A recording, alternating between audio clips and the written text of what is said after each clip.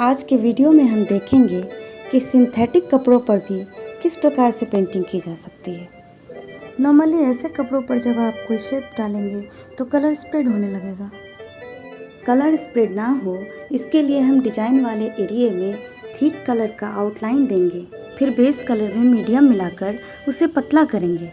अब हम thick colour से किए गए आउटलाइंस के अंदर इन कलर्स को भरेंगे। फिर हम पाएंगे कि हमारा कलर आउटलाइन से बाहर स्प्रेड नहीं कर रहा है। बेस कलर के ड्राई होने के बाद जब हम पेंटिंग स्टार्ट करेंगे तो हमारा डिज़ाइन बिल्कुल शेप में होगा और आप खुद भी देख सकते हैं कि अब हमारा कलर इस कपड़े पर ज़रा भी स्प्रेड नहीं हो रहा। ब्रश भी काफ़ी स्मूथली चल रहा है। इसके पश्चात आइए हम इस पेंटिंग के विषय में भी कुछ जानते हैं। इस पेंटिंग का नाम गोदना पेंटिंग है। गोदना पेंटिंग मिथिला पेंटिंग की ही एक शैली है।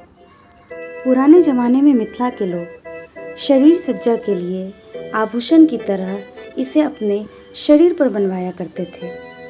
इसे सुई नुमा एक यंत्र से शरीर पर गोद कर बनाया जाता था, इसलिए इसका नाम गोदना पेंटिंग पड़ा। आधुनिक युग में इसे टैटू कहा जाता है। शरीर पर बना हुआ यह गोदना आजीवन मिटता नहीं था, किंतु आधुनिक युग में टैटू के लिए एडवांस टेक्नोलॉजी यूज़ की जाती है, जिससे हम जब चाहें टैटू बनवा सकते हैं और जब चाहें इसे इरेज भी करवा सकते हैं।